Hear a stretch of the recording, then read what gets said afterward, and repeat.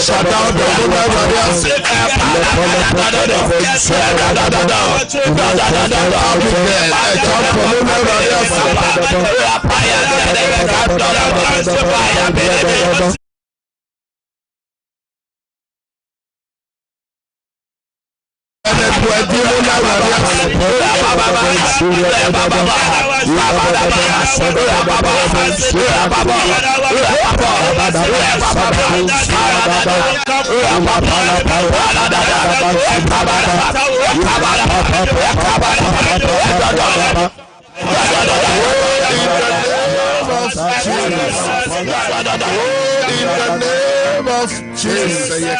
Isaiah chapter 49 verse 2 now. Say Isaiah chapter 49 verse 2 now. Akatanya mi ewo minu mi na. Ose ye bone na katanya mi ewo minu entinya menka. Ose ye bone na ose kanen sa na nyeti asense for chi. Na ye ose kanen sa na nyeti asense for chi. Na ye mumu yo ye vom so. Mo wure mfi se e kan kwa na ye bone. Ema Israel for no di nkoguo. Oba bi betima ye vom so. Ukru bi oyiri bi abusuani bi betima ye vom so. Ema edo how about so. Enti David say Oradon kwa na mafom wo. Yenya Psalm 51 so verse 7 so na yemfansra rade ho body fache verse 7 Psalm 51 verse 7 so na yemfa rade yensra body fache fa adwula yi me ho bone Awurade fa adwura eyi me ho bone na me ho afi dware me na my fitas ne sukyerema ya ka che Awurade se onfa ogwama no moja hwegu Calvary enya de enhoro ye mnato ne fomso adwene mu akoma mu susuye mu ne yoye mu fonso de bia aye hu Awurade ni monyam ose na wonyina ye bone na onyankopon ni monyam na abo na so se ye pai mo ka oye no kwafo ne trenini so de ye fon so obecheye confession time. Open your mouth and pray. Let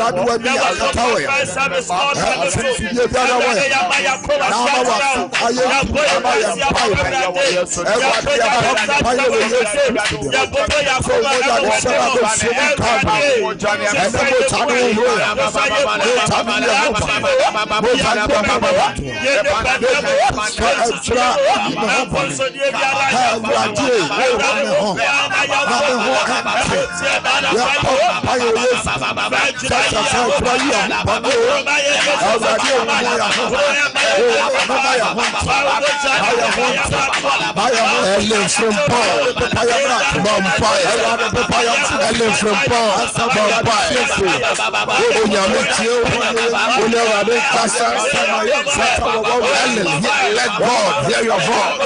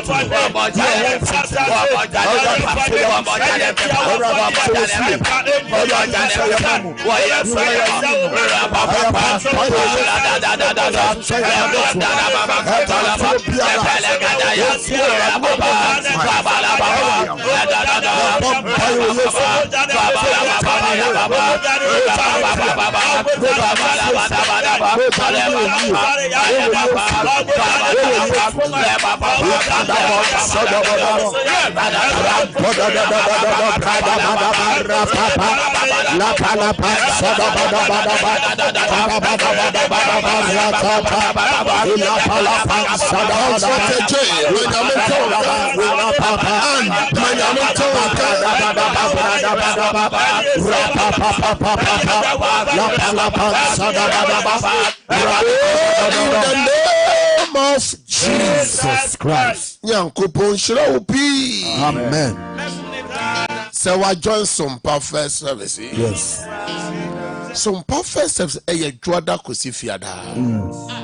ahomache no num kose eye no nsia na onyame tie ne masofrɛ onyankopɔn yensenkyene na nwanwadwuma ma ne ma empampa yese nyanko soso a wo hwɛ yen wa follow yen no nyame ma wa dance Amen. ene nyankopɔn kanea no eni wanim Amen. we can see nyame kanea eni woni wabusuani Amen. ene Facebook no so aye share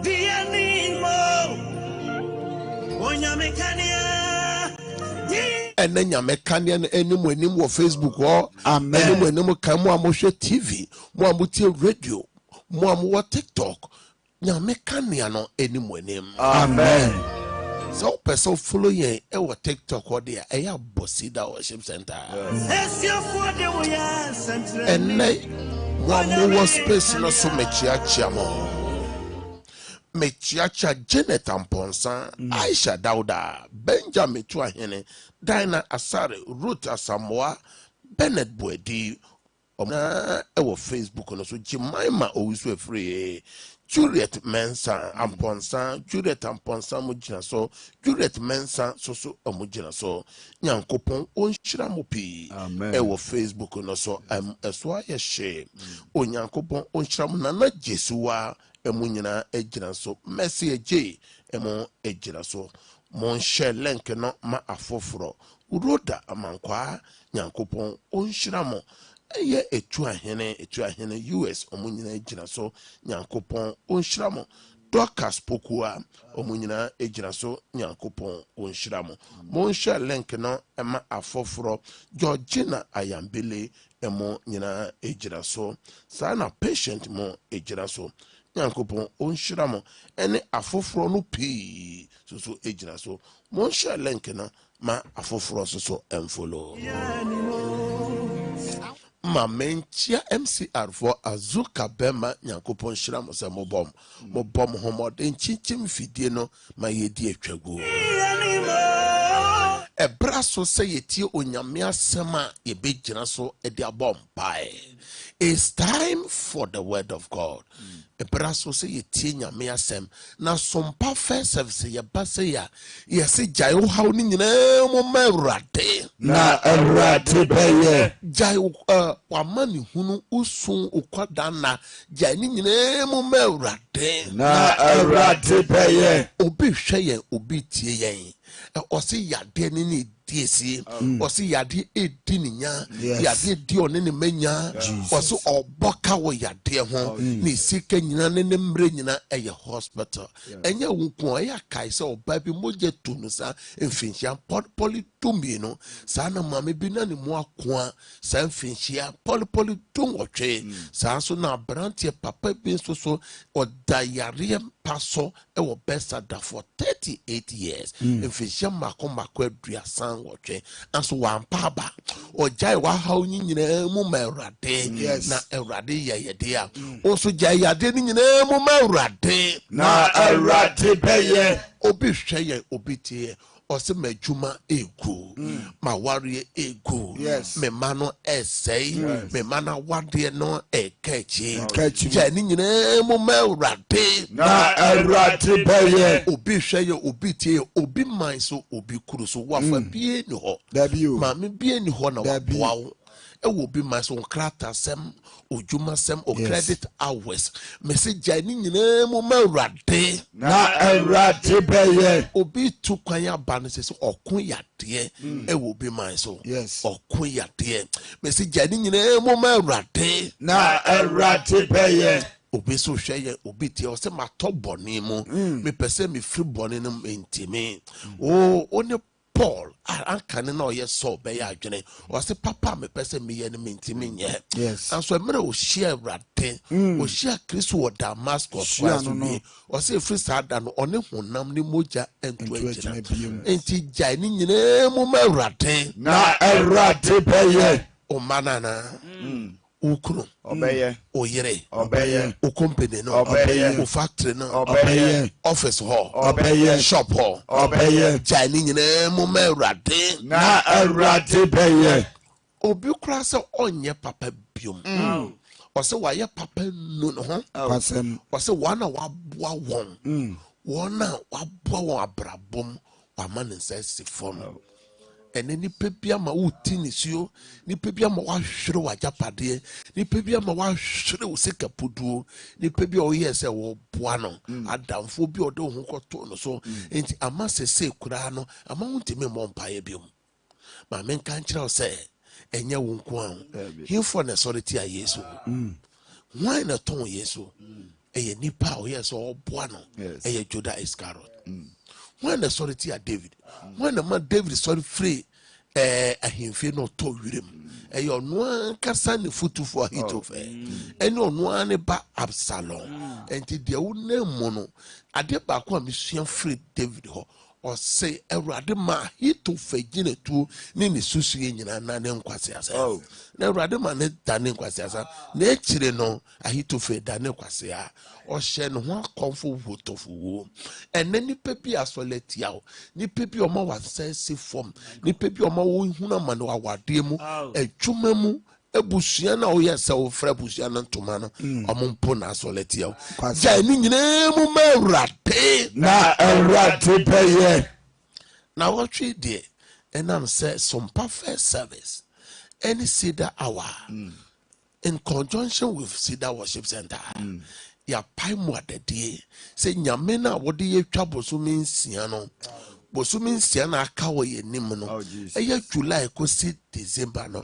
yɛdi mmoada ɛde bosome no aka ni nyinaa hyɛ Awurade nsa na yɛasrɛ Awurade hɔ sɛ nhyira bi wɔ mu a mpagya bi wɔ mu a adanse bi wɔ mu a agaresa bi wɔ mu a Awurade mfa nyɛ dɛn ɛnom yɛn na program no ano ayɛ hye amanfo so yɛ fast no enti sɛ na wo follow yɛ ɛnɛ obetima yɛ fast no ɔkyena na yɛde ba wiye obetima yɛ 6 to 12 obetima yɛ 6 to 3 ɛna obetima yɛ 6 to 6 na nyame nam so ɔsɛ nneɛma ni bi wa na de ban no gyimu adadie ɛne mpaebɔ Mark chapter 9 verse 29 na ɛnɛ fiada yi deɛ ɛyɛ mpaebɔ kɛseɛ ɛwɔ Ceder Worship Center enti mini me team yɛ sign it out ya anopa no nko ya opɛ baabi akɔbɔ mpaeɛ opɛ baabi akɔso agu nyame so a ɛyɛ tuka no ɛyɛ afatorɔtorɔ no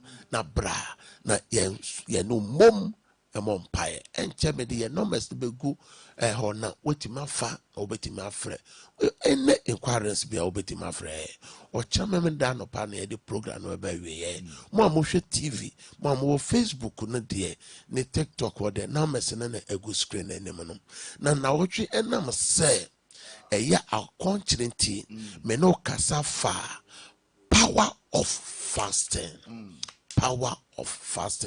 tumia ɛwɔ muadadie mu ɛne nipa pii na adwene ne sɛ ɔyɛ akɔnkyere oyegu yɛnya akɔnkyere nwuda dabi akɔnkyere o hyɛ ase yɛ akɔnkyere pɛ na bibi ahyɛ ase esi obi ɔyɛ akɔnkyere bi akyerɛ sɛ ɔkɔn no wɔyi afiri honam mu ɛde ɔkɔn no akɔ honhom mu so change the battleground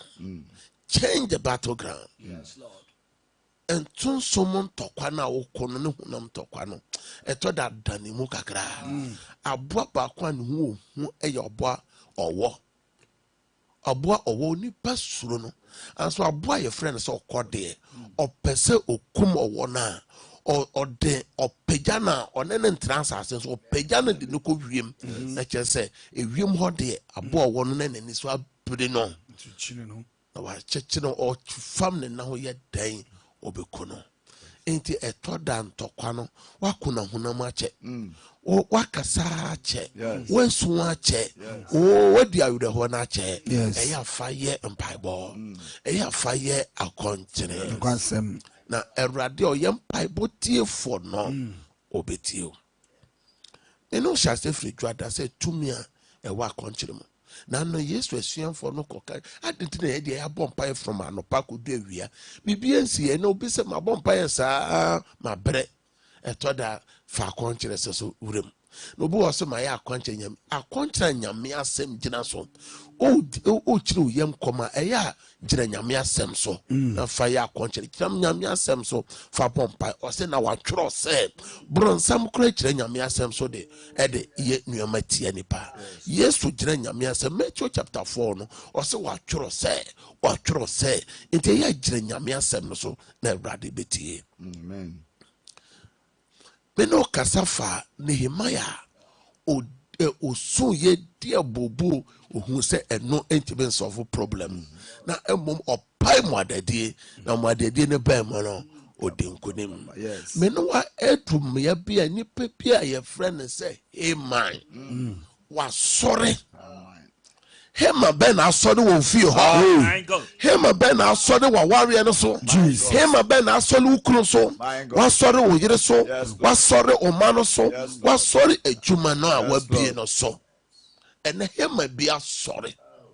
Na hema no se na wasi asore no. Hema osan ye odehye. Na sa otu ne so sa na edin. Nipa na wa soleti ho no. Oya manani. Nipa na wa soleti ono oyo desie. Yes. Nipa na wa soleti ono ni nan ejina bibi so.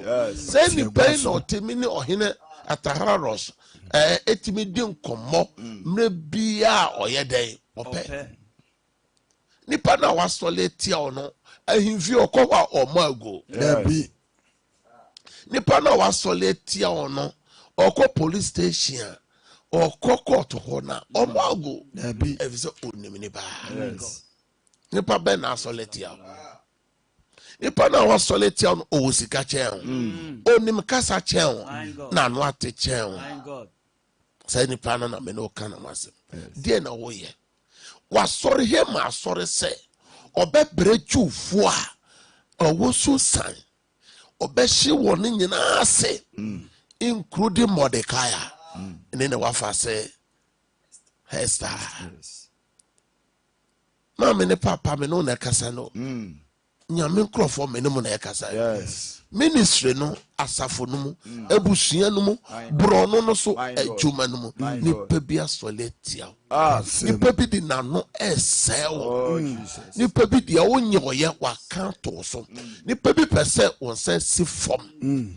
Na o kan Psalm 41 verse 5.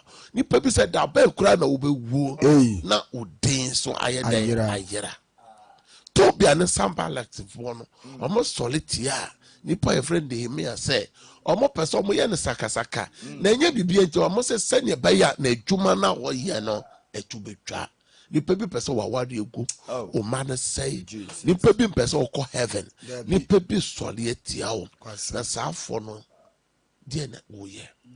Ya kachire was na wotwe say Haman ne hihye ya ohihye nyina Mordecai ene ne wafa se omanko police station ene omanko court no omo pai mbwade Jesus manko huna he nkwa bia na modadie ne dia na de bae eno na nanu pai ye gira so ne ye de bompai emra omo hye ase se omo di mbwada na pai ena ne yire ne na dofo omutu nufo ena omo follow ye no na nipa ye friend Haman eye ono an yire series ene na dofo ene tu nufo se on sensiri dua no fan sran Mordecai no kunu frata se nipa onye ohwe ena onye nipa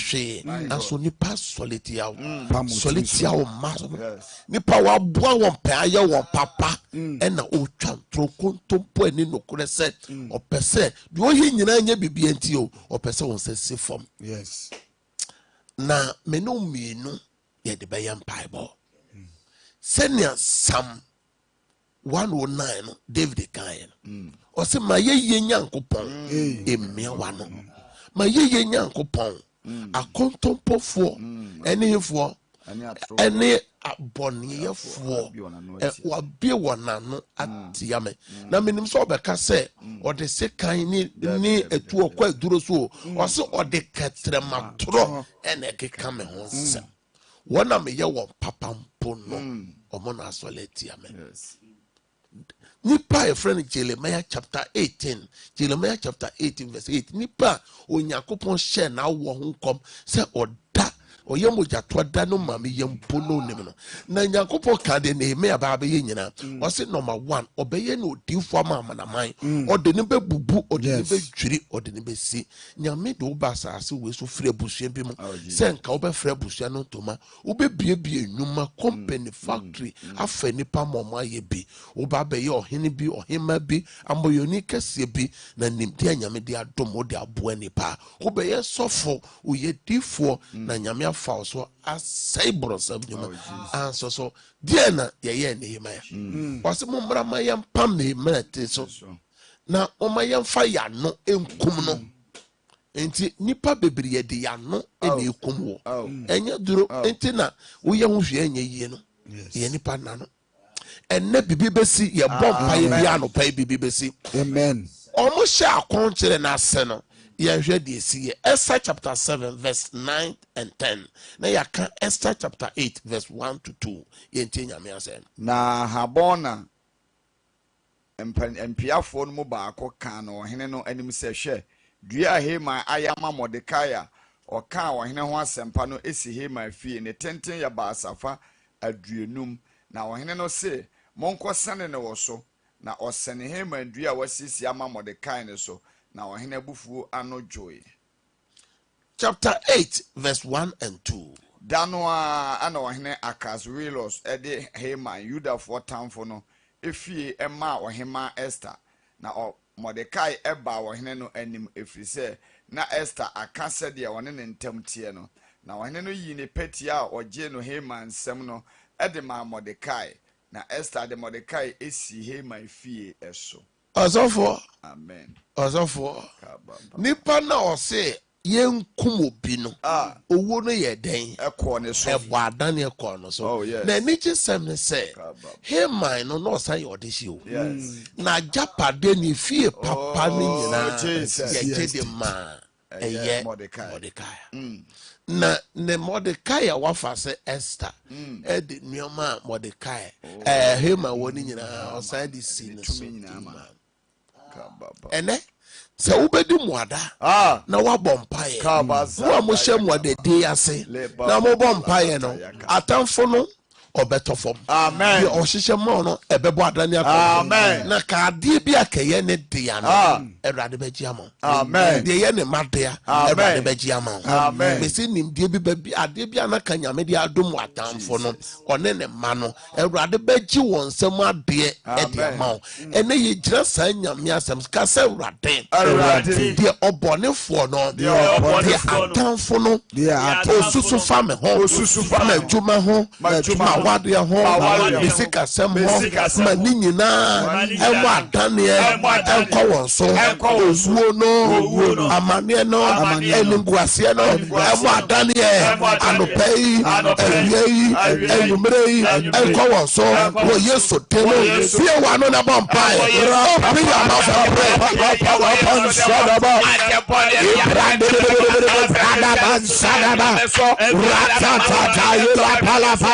Ikadabon Suradaba, Idabadabon Sadaba,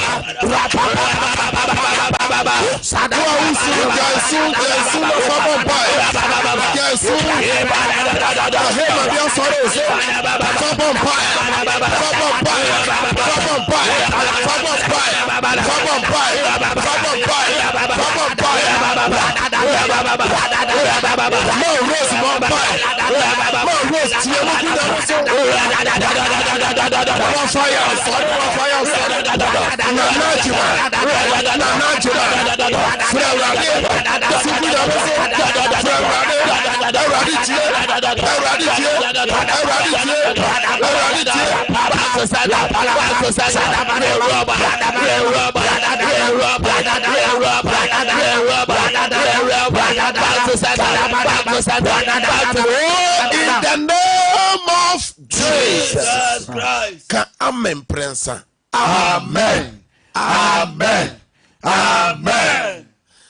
Amen. Chenya me to me. Amen. Chese enyeho. Ye bomb pie apeja weekends na share radensa. Ni ya sell radensa raden kaye. No nye ya doye weekends. Omo ye hoban ye different ye fiba ye ni ye ma ye busu baby ye nama. Ka sell raden. Raden. O si ye fa ya kwan. O fi ye fa ya shawonsa. Shawonsa wo na obeye. Na wo na obeye. Psalm 37 verse 5. Psalm 37 verse 5. We can see. Shawonsa, Medifre, enemy fiba, Medjuma yemu, Medidiemu, Menomo, Mequaconia bediemu, appointment to be a man, appointment at the Shawonsa, Open your mouth and comment this pray for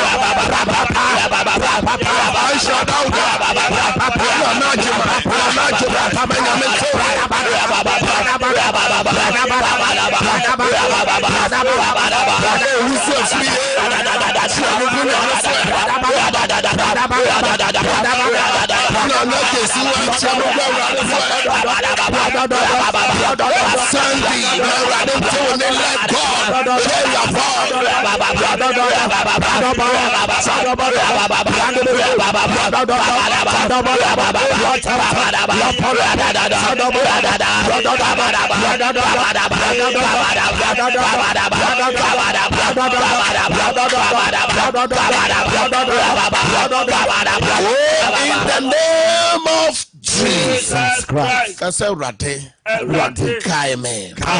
Kaime. We can see. Yamadoye. Yamimubruwade. Mama dance. Essencheni nyankopon. Essencheni mame.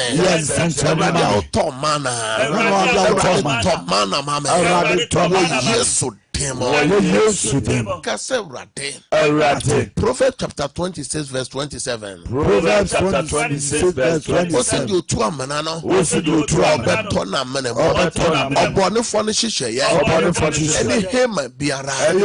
Any evil agenda, we can see, I break it out. That your body be a mason. Sign Diana. Yes, open your mouth and pray. In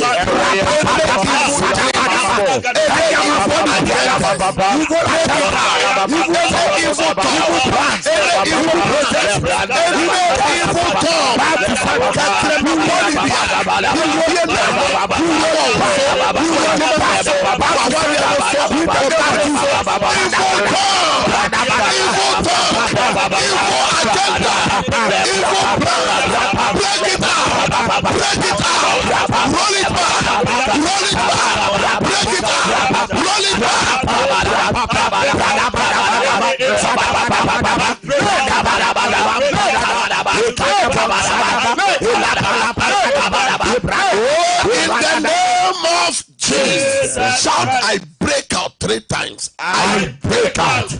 I break out. I break out. More space in us, type I break out. I break out. Let's just say Bible says send your OGDS CTN a bay sama. Yes. It is send a watcher. I break out Facebook, YouTube, TikTok on sa pepe nebeyama. Kasa rate. Kaime. Send your mubruhuno. Send your mubruhuno. No adoye city. And no adoye city. And I'm a bomb payama ubibia over appointment be weekends in any penny madam. Amen. Ninyanko penny madam. Amen. More mutu kwa me the acquaint on the share radensa. Amen. Me the dreadful in a share radensa. Amen. Oto wa yento. Amen. Yatoso wa yentu ya. Amen. Wa wo hwe me utemi obi man so obi kuro so. De wo ye wo hobia eradema wa dance. Amen.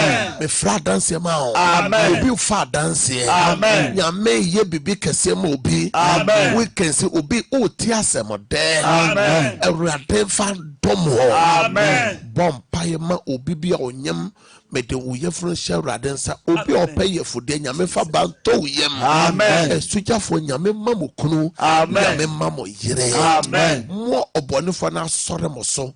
Wa wo kontokwa bi sunsun ne hunam erade man nane inshirama. Amen. Erade man mrewe ye. Amen. De Ghana ekuafo ne afarefo dosu ko Yesu mojem. Na inshiramo nsa na dwuma so. Wa wo hie sika be fresika ma. Amen. Mi sika pono ma. Amen. Sika ne tweta ye erade de ya. Erade nkaiwo. Erade ma wa dance. Amen. De wo no wabusua ehye erade nsa weekend ensimo yi. Say na esimo kra yi ne dey na monya hoden. Wo Yesu dem kan amen kese pa. Amen. Me bietete for not atum azuka bema MCR. Fana mesina to screen enim 0557 000 967 0557 000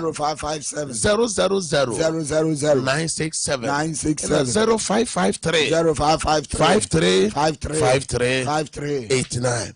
And then me friend nipa kakra bi pe ofre pe e ya twe ho fro wa fidie no ho.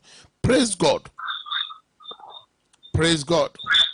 Hallelujah. Odini baby okase fru na de na oje mama awrade. Na mi jama ho me kra ni ma ho de mi yare. Sugar. Ni ba. E ba nso awona wari esa mi jam amanya nkopom. Na okase fri mama. E kasa fri amasa amanya Macedonia. Awrade me soma wasem ko amasama Macedonia. Awrade wafra oyare diabetes onene ma Yesu mo jam flash ne sese no. Me sra yare samamo ya me mamo adanse. Amen. Amen. Praise God. Hallelujah. Odini baby okase fru na de na oje mo awrade.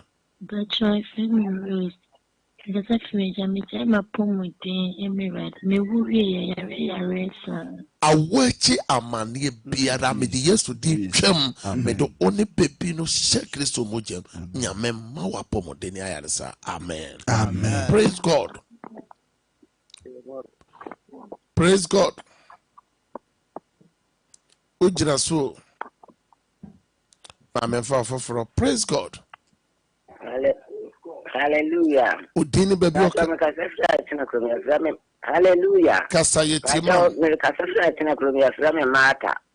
Me ba pe se ko Canada. Eratia ubi akwanto pono edema Abraham o Genesis chapter 12 no e chena krom erade bie Canada pono no ma ne ba no. Amen. Amen. Praise God.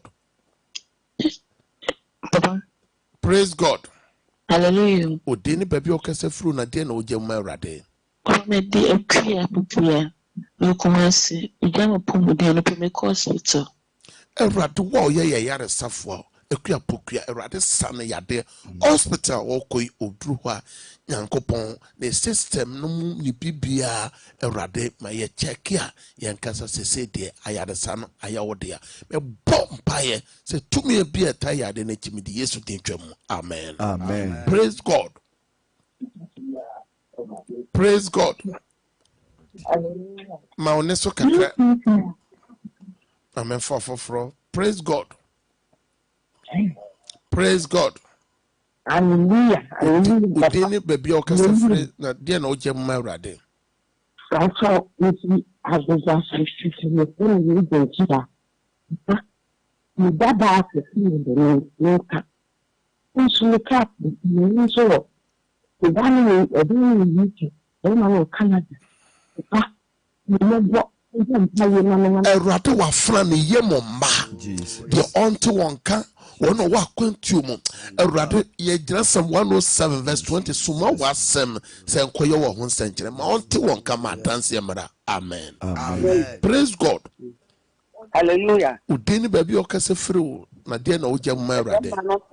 Me ka se fi sa kumase Jama Pomudin ya de merade.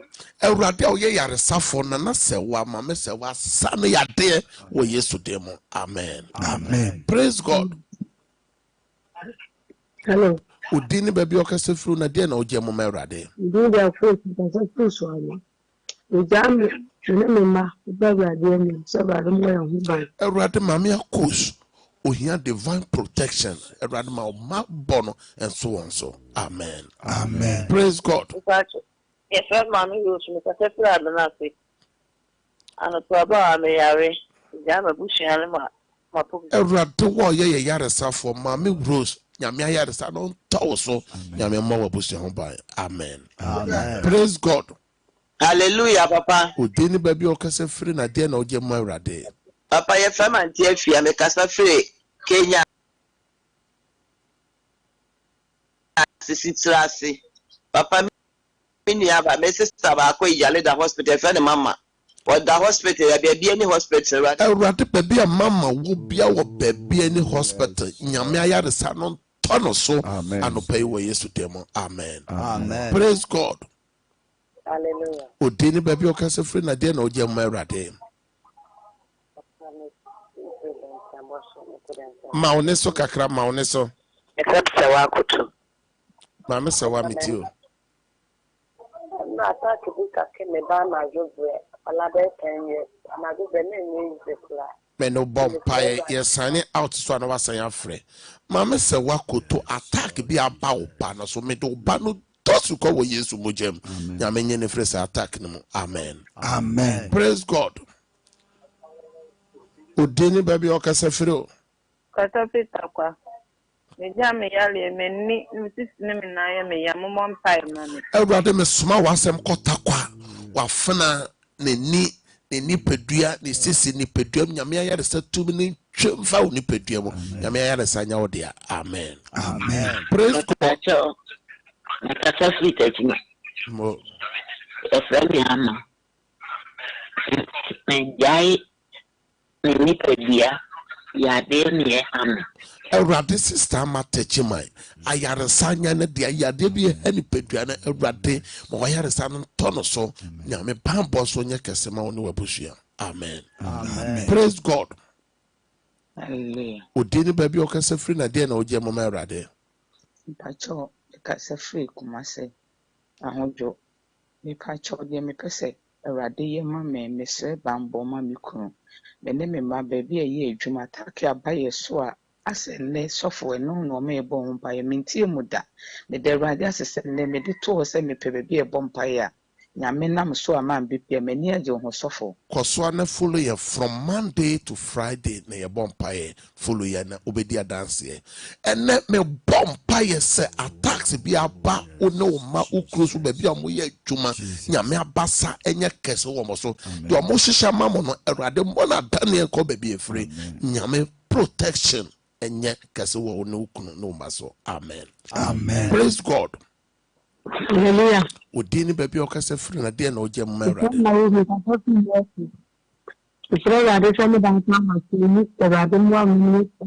Erade sika ne dwetɛ ya odia na wo me hia sika erade twehye mu aboa for destiny helper ema na wo me wo Yesu demo. Amen. Amen. Me for the last caller. Praise God. Praise God. Ojira so praise God. Pacho frame support me free from plantain. Eja po me ti o papa. Can take a kasa me ti o papa. Frame kwa omo ne fa. Erade wakwa Paul. Disappointment be erade twem free na shebre so. Erade twe destiny helpers man wo Yesu demo. Amen. Mo amo free nyina ye best say yentime mpeki wo studio be ye sign out na mo afre. Mo wo hwe wo screen anima na message nyina go na mo amotie radio no no ma ba kwa mo betimi afra kan ye 0557 30 90 80 0557 30 90 80. Peja wusio o documents bia na yemo Sompa.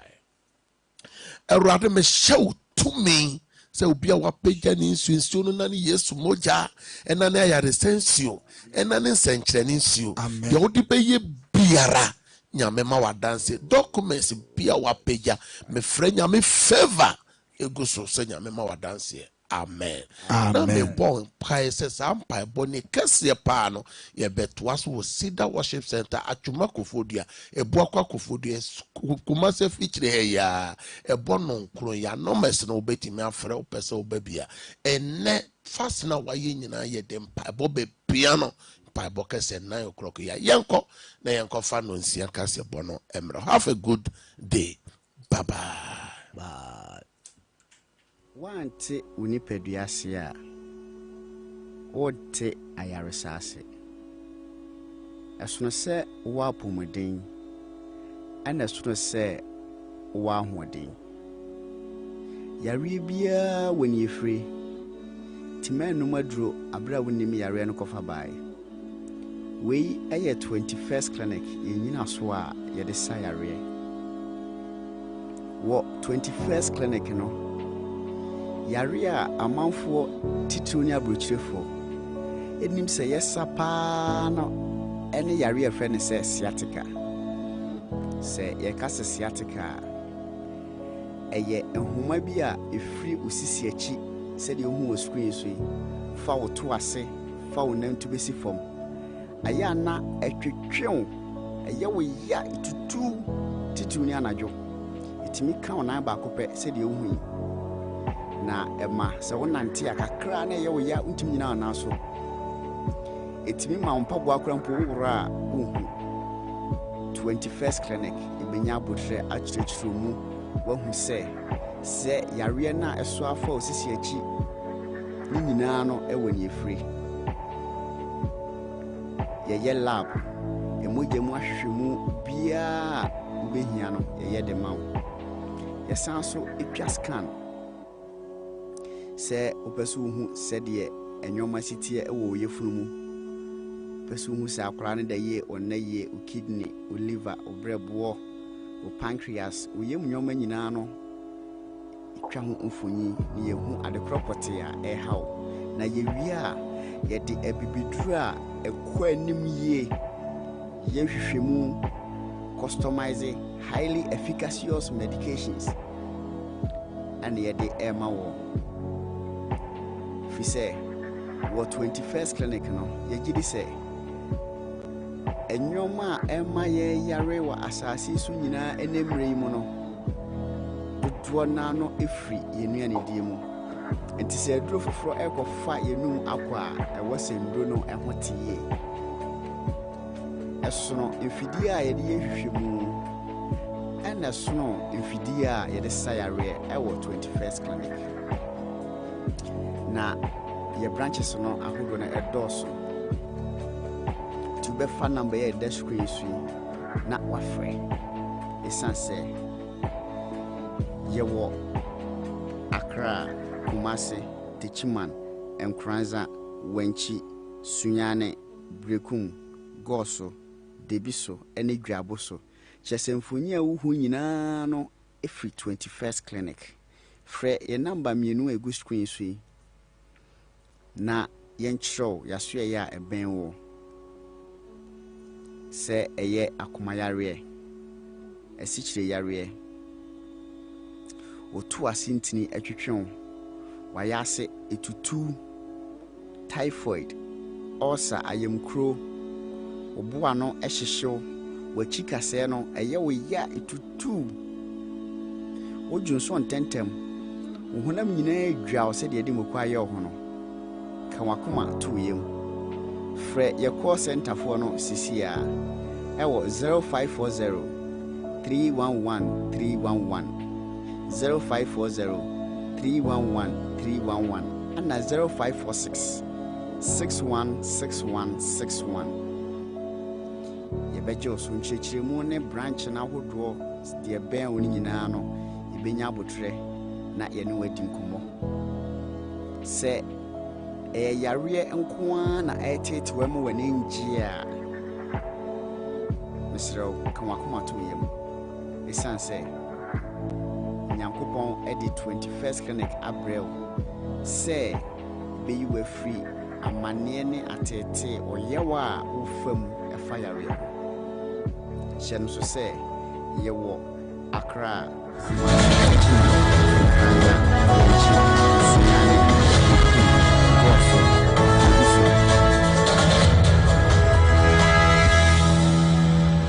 Abo nonsia aha eye Sompa 106.5 FM Accra Sompa 106.5 FM Accra anopa nonsia kase bre asom se yede esom wo abusuan yatena sese no na ye ekoba jesi sempremu na daworoma eno waso yasene ma yede kase no brewo nia woton adansie ho niema papa tie ne ye papa ne bie no eye ekoba jesi sempremu wona na daworoma eno waso yasene se yemfa Ghana ne wiase nsem nyina emfa emawo na so mperinse baakofo ne nsentimi nkata nyame ani nti 21st Yasiatica commandant 21st Clinic the sciatica expert wɔn nso kan ho bi anɔpa yi ɛba yɛ som sɛ wonya ntwiri wo sɛn deɛ ɛne asɛm da no nie pɛ Leicester Ghana Limited wɔn mo ya toothpaste ɛne ne brush no bi na fa twiri wo sɛn anɔpa anwumere na abɔɔsen ho ban afiri ngyɛmprɛ ɛne ɛhaw biara ɛba sen ne ho no ɛyi ne nyinaa ɛde afiri wo so wɔn adaworo wɔn aso yɛsene ama yɛatena ase ɛwɔ Sompa 106.5 FM Accra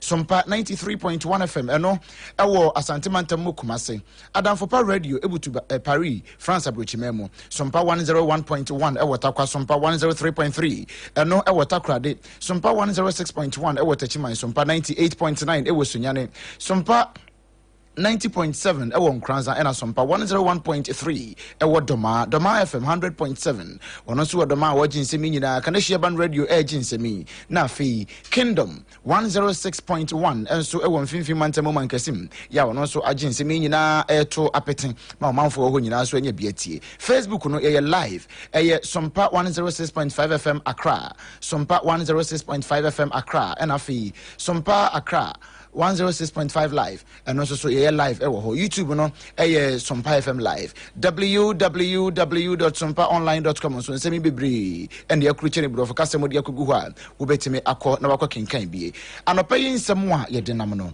na poso bie and say oh my Ghana yes your chief of staff Ora Julius Deborah wabo amane a kyeremu se timamuni hu bibi na wase enyame na mekwaka eno no amwa oman enchechire na digital terrestrial television committee no wamode omon nsem nyina akwadan osoafo a wohwe enkitawde nsem so Samuel na Ate George na yedimu nkomo bebre wa no pay GJ president Ora Albert Kwabena Jomfo wakasa kyeremu nsem said ye be ya wanu be bonsam kyerofo ho ban na attacks any edidi atamo a amanfo bi edigu yeso no ni nyina eda wanu abam na enso ni nyina no wanu ekwaso hye nsam kyerofo ye be we ho aye adwumason Womo a ewo base eno ewo atwemanwa biaja no of mensiri no mu Asantemantam womo se akwanfo eku won eno kura de nkom fa ho to sports na se kura de ne yedam kase eye ba bi on bekwa ya asabia eno nti aban mrem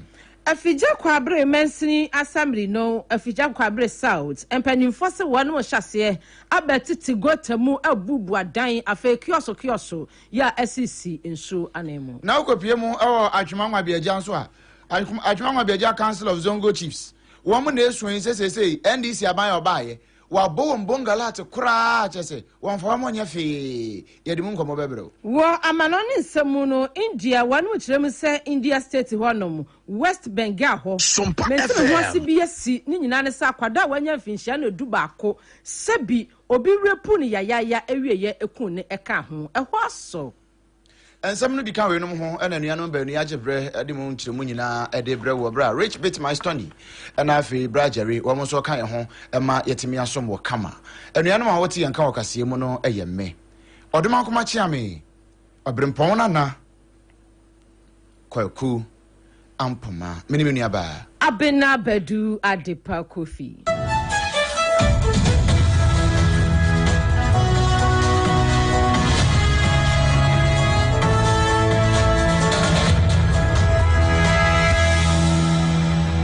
Afei ensamno enchemu ankasanie dwumadie ekoso ana no eye 8th National Arms Destruction Ceremony ekoso ewo my Ghana Police Training Center ho na chese enkrahe ya na dwumadie no ase no eno my Chief of Staff Ora Julius Deborah ekasase no ototo sra Ghana de hye nyina se emre bi atwam abandada no ede bibi eba ya na your friend if you see something say something na chese uhu bibi na sabi mpraduasa enyam emra kwan so na se de wuhu no o smell something fishy na se bibi ewo ho a enya ewase entempa no a wins benifo asotre anase post adwuma ko na chese wabo apen bi na one wonom atwetwe ho enkomo nso ka men se Ghana saniema no ye lunch ya wonom ye ho kakra bi no ye jayo na enumu enonyafo Julius Deborah toto sere Ghana de hye nyina se obi wo ho no ase ai me na me hu amenkwa me na menkwa na se bi ya mekere me mbro me na menkwa na ebi ho no mokro no ye baifo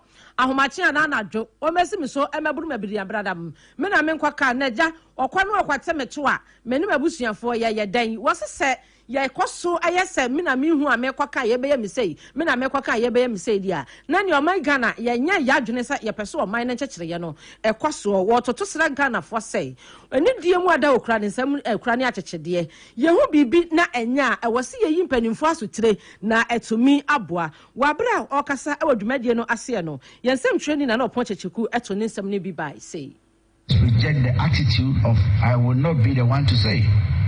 When the safety of our communities is at stake, silence helps the wrong people.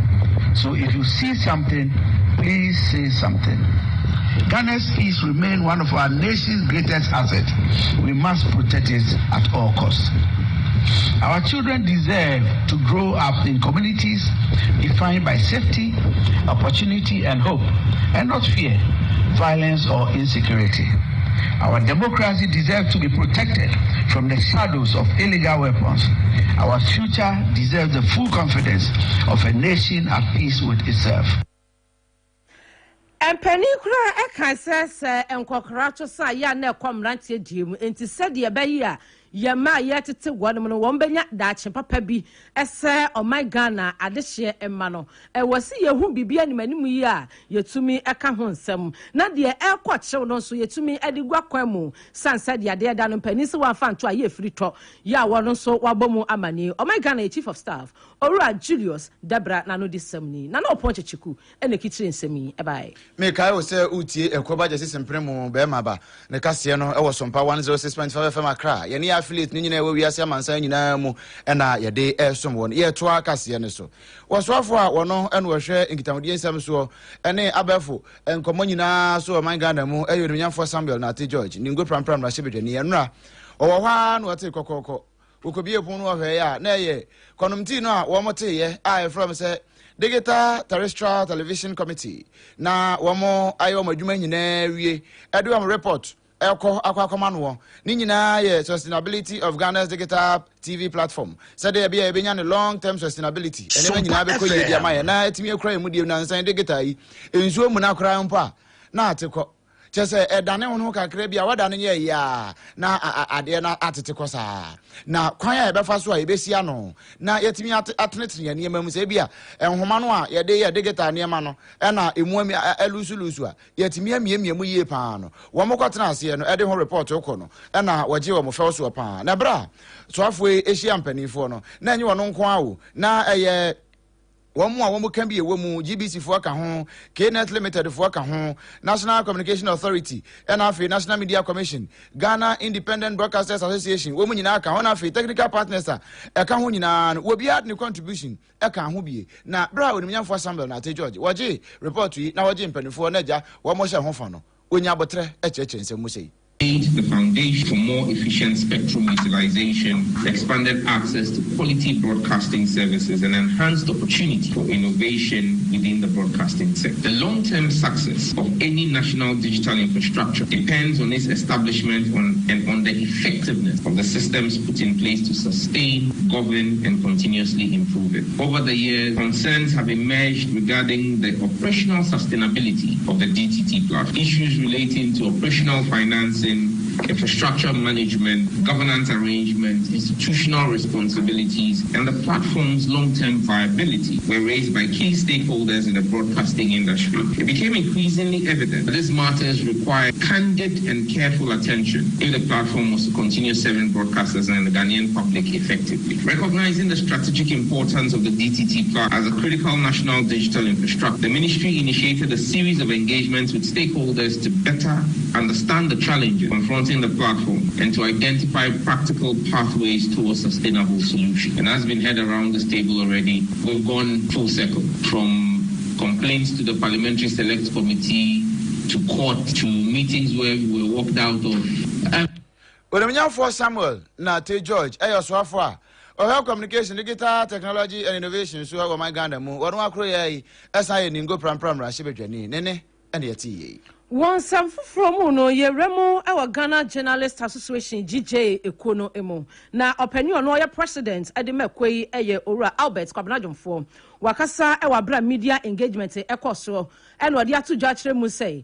Na say asem we see ye ewa kaso ba Tampa radio nam so ema ban mu empanifo bie anasa constituency no empanifo bia wo mu ye NDC fo ko bowura ho ko wi ase kra amane ba ye kirem say won mu true studio nim eden safoa egu wo mu botom no eye ade bia ayeko ayano ayesa empanisi nsuo ta ponchene aya waje wo bese watra so na afei waje wei waka kire empanifo and afei kwada won mu o my Ghana mu se ensamtrofo no emrabo ye ho ban yo ene ye di ye adwuma se ebia ensamtrofo ni bi akwa cover program bi na se ebia wo se de wakwa ho ne grounds no de oka ye no ebia watia emra da ho enti no aya no wanya abotra na wo de mra no na wo de ato ho no ono so de ne de ato ho na mumienu nyina matimi akamra na aboa na se ene yenteti nsamtrofo yendi wan watam yankiri bi yamburu bi ye cheda nte ba bi mo bi tai no eno no sabi eya doso manmu wase sabre empanifo ehwe ne atwakire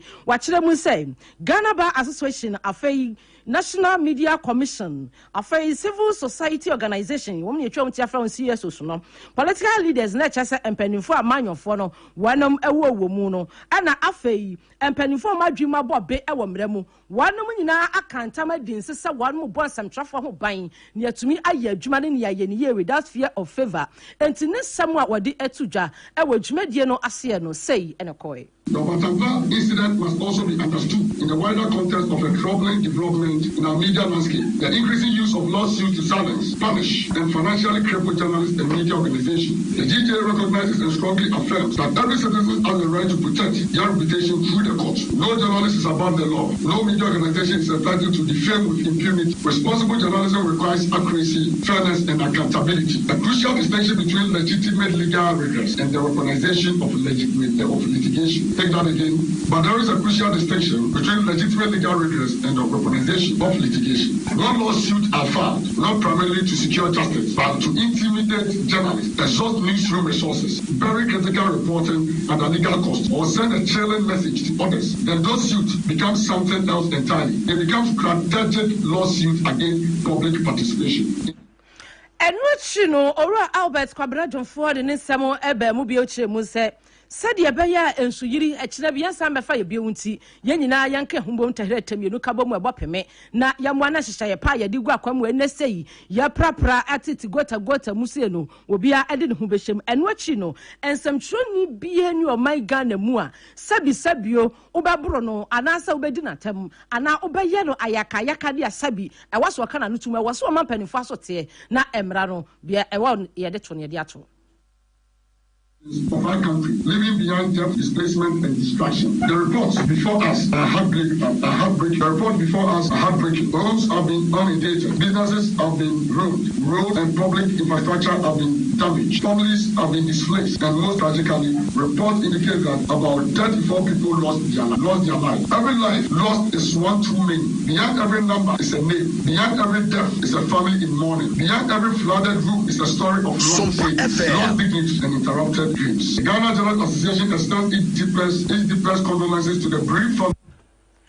Openia yeti ninkenyi eye Ghana Journalist Association GJA ye president Ora Albert Kwabena Jonfo ebra media engagement wene ensamtrofo ehia ye eno de sansemi tudwa ema ye ensamtweni na no ponchechiku etabiriye esomye enokro ye ena bawa beidu asante mantamo wono so de bi faso no de na o fa de free eye base ya no eben urapon ofenso emfinfin ho a na wo kire se sampatam ho se ma wo mo enyinsan na wo mo so wo mo kwa awo so a ansa na oba be free ba bia wo e wo base na wo de na dia kire mu se bia urapon na ofenso emfinfin ho ba bi se wo kwa akopa yarehwe anase wo kwa akowo no na akoya asem kase pa sanse kwan a wo mo nam so no de sabi mpredu asa kwan fun pa ana wo mo nam so sa eno achi apomne kura no ayasa bia ni mpatam ho ba bia je so mtwa brofo kwansi bebre ansa na o matimi akwa akwaja rahwe no nti o manam sa ayo so ka e de a kire mpanifo se wedie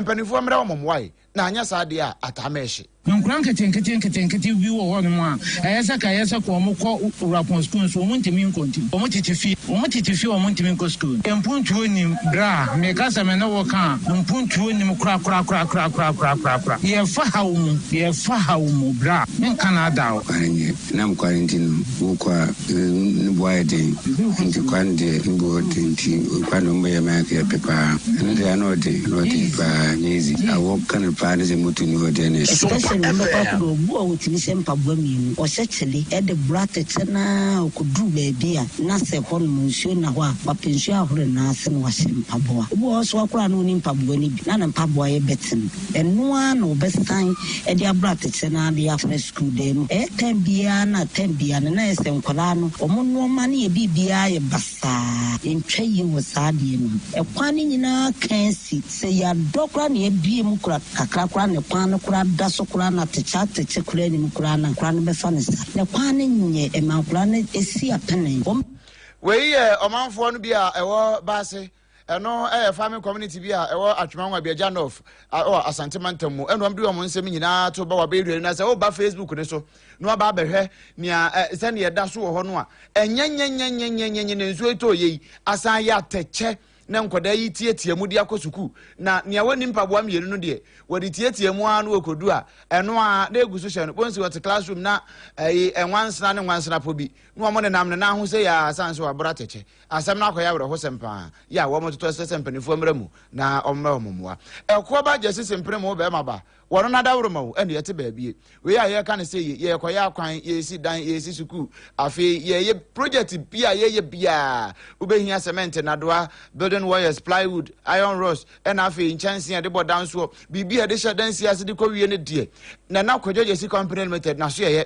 na obehunu no dodo na obenya no dodo pa na sa na de ba kokora san wo ne ho ne se wo se wono no ejani ya wo beto no nko ampo se wo agi sika e de afiri wo no e na hia no ne mum se de be yo beto ade papa e de ma wa da bia ada no ubenya asumdwe fan na wo de ada da bibia tumi aye boko eno na di suade hum eno nti e na sentio steel bo na baso e ma no truck kese e ma no trailer ba ko ka ho se won fa nya adwuma pasa na adwuma so a wo ye de bo wo manfo ni nti ne senti se wo beto adansi oni mapa wo ne ho a wo sanso nya botre enya daje tufo e kirekirewo e kwampa obetimi afa so obesi dan no kura de akwa wi a won shada kura mpo hunu mo bebre se se na esika metabiri ye dabi ne ne ma so ye papa ne bo so da fam se ekulem woto a no asan de akuka mu de akogya o free ekwo ba je sempre mo be ma ono no eno nti ba bia wo bia frɛ no na ne nkrabata no ebi ben wo pe 0204 355 050 0204 355 050 and afi 0244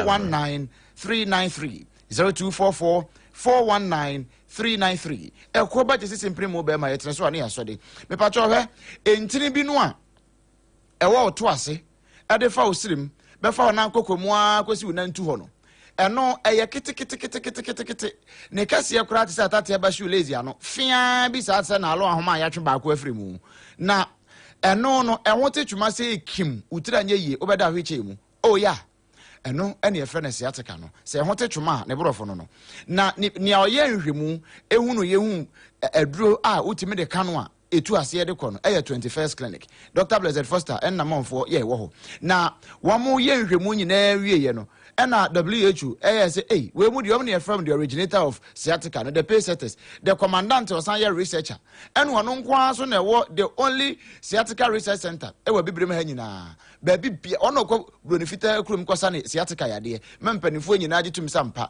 eno nti sa aboa bia do srade a ya na osua boa preku na preku nso de srade de wo fa ne kwa eno nti na meka chese fa ho bodondon na dondon ne bi nsa wo yade bia wo sa 21st clinic na nso ne Ghana fo ne wiase nyina de ni no no sciatica eno nti yade bia ete so no fa ko 21st clinic na yenhwe ma na afi sciatica yade no so yentu asie deku a ekwa emabio yenkrabata ne do so tantra he nkran ha temanso Roman Catholic Church na chiwo pe ene yewo kaso a Obom Road ho no a New Market ho ne ebutu kuma senso ehwan overseas be bia to Sompa FM wo no sa dan kro na mu ene ebutu so nyan ye ne Regional Hospital First Gate no any dear dem hwe tachi my OGN Bank edan no mu a nkranza so ye ben Children's Park no takwa Roman Stores ene enum dear dem hwe takra de fie kuma na bana taxi station ho a ene ebutu obrekum go so ena afi obo ase ne nkrabata nyina so no ye wobi e wo ho gie numbers ne na afra ye 0540 311 311 0540 311 311 na one yen abonkomo anopa watchiri wosia na eye da bi dia tumerika mankoda ne nko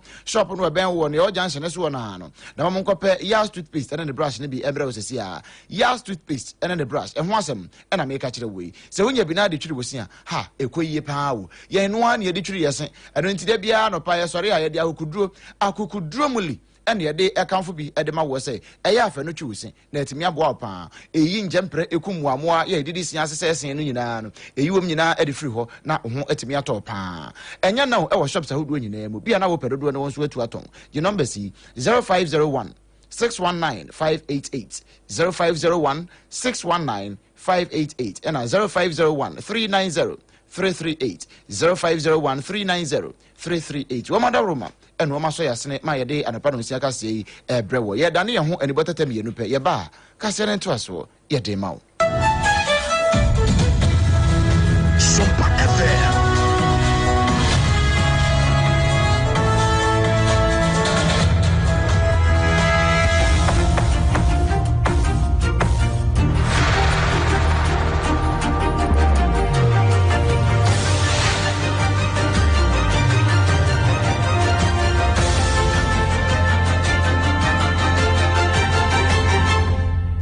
TV Emma Aketiapa. Ebusia yada se yatso nsam no eso ewonsam foforo mu efija kwabre south mesne no emu eho ene de woko na ewasante emantamu empanifo a wanom wa mesne no assembly ene sei wamontena honom ema ensuo emefiri wanom awura nwiase ememfa de hye emenko kasa afei ene de sika ekwakoma eye busuafo nti wanom hyase animanim ya etete gotamu afei eniema bi a wanum susu se asisi nsuansuwa akwam no wanom adwiri ni nyina agwanimanim na empani se wanom ahyadwumade na asekora ewo esen eye community honom na ne nyina enkamfo ano opani a wono wana da efija kwabre south mesnim district road improvement program ye twa wonti afra wanum drip machines no opani oda no ewafa ho owura Solomon kwaku adomako wane yensem training ba wabedu edi mu nkomo sei suyira luti wo Ghana mantamo no wontana ho mentona sound aso le bema de me nsem ne nyina no so ko ona si su kwan na si ekwan a wonfo bi na kwan ya mantako mu fi